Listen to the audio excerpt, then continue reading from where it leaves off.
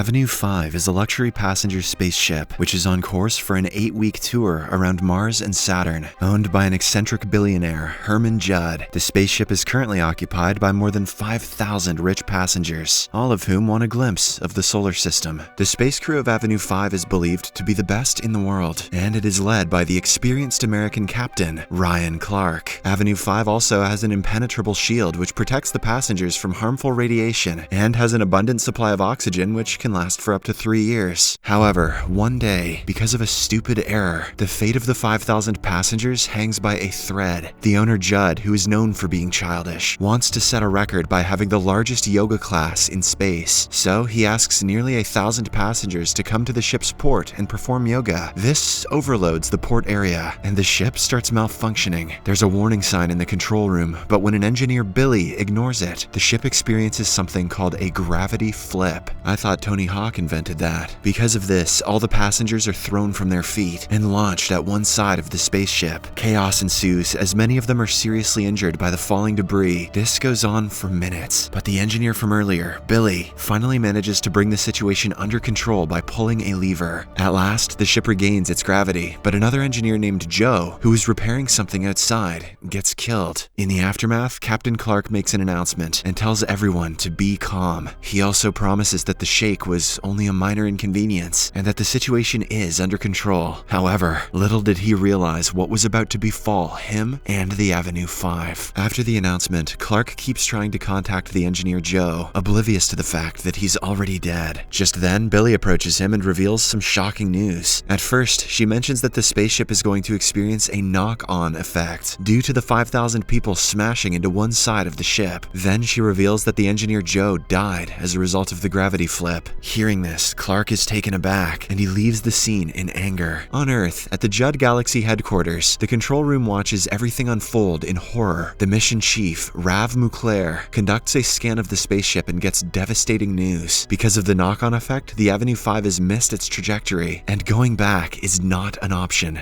This means that its previous 8-week journey has now been extended into a 3-year one. Rav calls Judd, his assistant Iris, and the others to the meeting room and reveals the news, which obviously shatters them. In the heat of the moment, Captain Clark starts blabbering in a British accent. I've said this over and over again. What the hell just happened with your voice? Yeah, what the hell? Everyone is shocked to hear this, as they had assumed he was American. This is when Clark finally comes clean. He reveals that he is just a British actor who was hired to motivate the crew and the passengers with his brilliant speeches. This means that he has no idea on how to operate a spaceship, and all the stories about his gallantry in space were lies.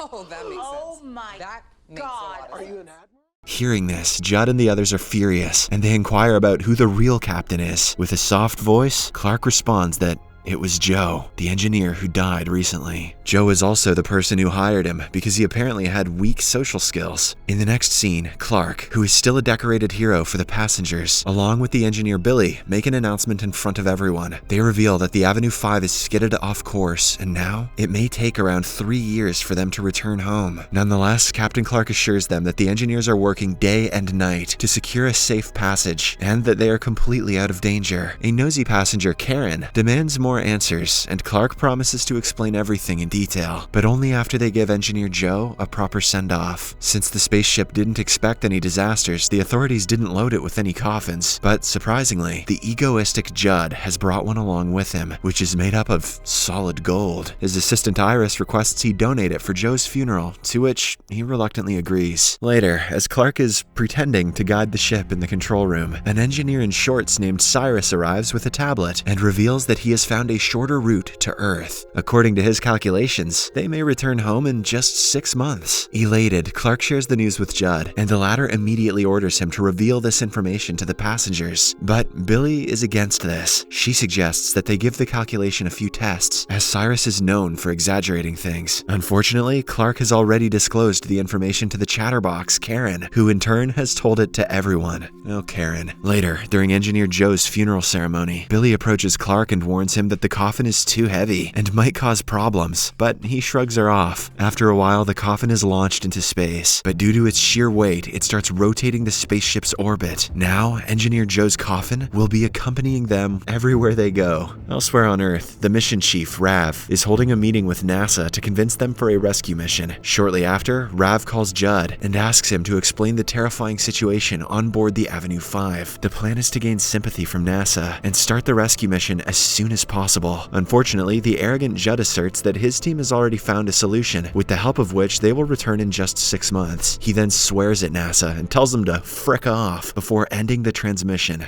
The same day, things go from bad to worse. 3 passengers who were severely injured during the knockoff disaster from earlier pass away. This time, Billy designs the coffins herself and makes them extra light and transparent so that they don't orbit the spaceship. The funeral ceremony goes as usual, but just as they are about to launch the coffins, Rav momentarily lowers the gravitational pull inside the spaceship. This doesn't send the passengers crashing like before, but nonetheless, they float in the air for a while. As for the coffins, they don't get enough power for the launch and get sent outside slowly. Now they also orbit Avenue 9 along with Joe's gold coffin. The only difference is that since these 3 coffins are transparent, the corpses are clearly visible. The following day, Clark heads to the dining room where he notices Karen's influence increasing among the passengers. He also notices that the current head of customer relations, Matt Spencer, is only adding fuel to the existing problems. Hence, he decides to invite Karen to his office for a meeting that will benefit them both. Later, the two chat about the current affairs over a glass of wine. Karens love wine. Unfortunately, even this time, Clark gets carried away and starts speaking in a British accent. Tickle my ring piece. That is absolutely exquisite. When his cover is blown, he eventually comes clean and reveals that he is not a captain. As expected, this enrages Karen, and she threatens to inform all the passengers about it. But Clark calms her down and offers her the role of the senior liaison officer. Her role will be to chat with clients and convince them that they are totally safe and will return home in no time. Karen is still skeptical, but Clark ultimately changes her mind by giving her his presidential suite. After a while, as Clark is walking through the hallway, the engineer from earlier, Cyrus, approaches him with some bad news. He reveals that he miscalculated the weight of the spaceship the last time, so his assumption of 6-month return was wrong. Now the original return back time is a 6-month addition to the existing 3 years that was predicted earlier. This means that it will take 3.5 years for Avenue 5 to return to Earth. However, there is one way to reduce the weight and hence the duration. If they are somehow able to chuck around 500 passengers into space, then they could orbit faster. But as expected, Clark immediately rejects the idea and walks away. Later, he meets the new liaison officer Karen and briefs her about the situation. He then orders her to announce this to the crew in the calmest way possible, so that they don't cause a riot. Karen obliges and comes up with an emotional story which makes the crowd erupt into applause, even after she reveals that they will return home in 3.5 years. 3.5 years, people! Boom! Meanwhile, Clark decides to take matters into his own hands. He heads to the spaceship control room and asks the engineers for new updates, but surprisingly, all of them repeat the same answers, as if they have it memorized. This is when Cyrus arrives and reveals that all the engineers here are actually paid actors too. They were hired by Judd to impress the passengers with their good looks. Hearing all this, Clark becomes furious and starts screaming in British again. How could you not know?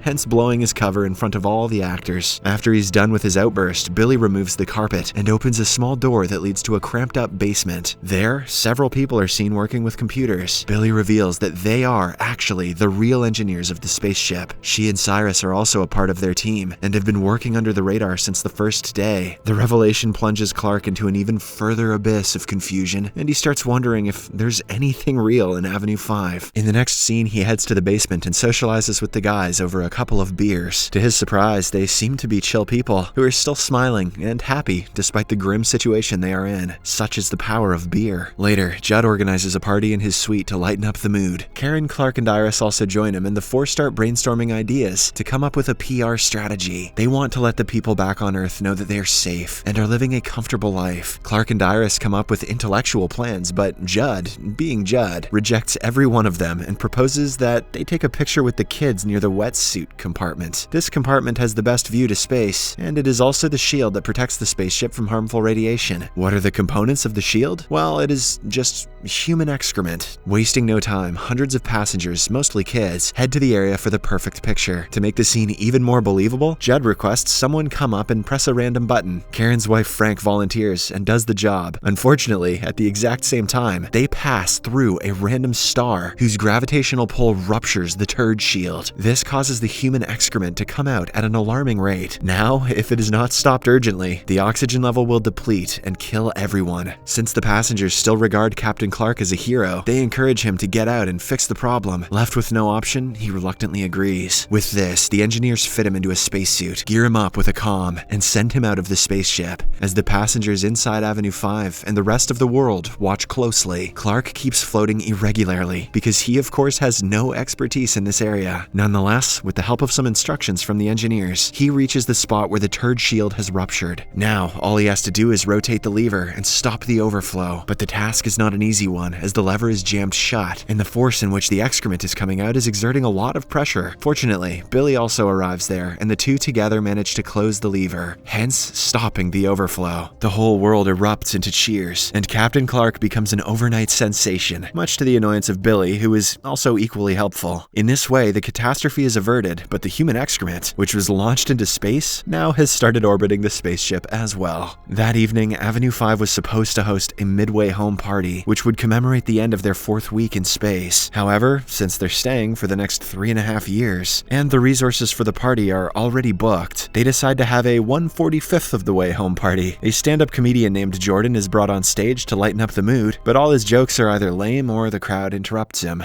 Karen's husband Frank, who is amongst the crowd, is receiving threats from his fellow passengers as they believe that him pressing the button caused the entire poop incident. They demand he be thrown out of the spaceship, and Judd, in a drunken state, also starts supporting them. Soon, some security officers arrive and forcefully take Frank away. It appears as if they are really going to throw him out of the spaceship. Karen desperately tells Judd not to do it, but he doesn't listen. Fortunately, before Frank can be terminated, Clark, who is now a very respected man, gets on stage and urges the crowd to remain calm. He then makes them understand that it was not Frank who caused the incident, but the gravitational pull of a nearby star. Saying this, he urges Judd to bring Frank back, and the latter agrees. Soon, Frank is released from custody, but instead of thanking Clark, he punches him straight in the jaw. It turns out that he has started suspecting the captain of sleeping with his wife, as they are always together. Meanwhile, on Earth, Rav watches footage of the party and becomes hopeful that the people will make it out alive. The episode ends as she heads to meet the President of the United States for help.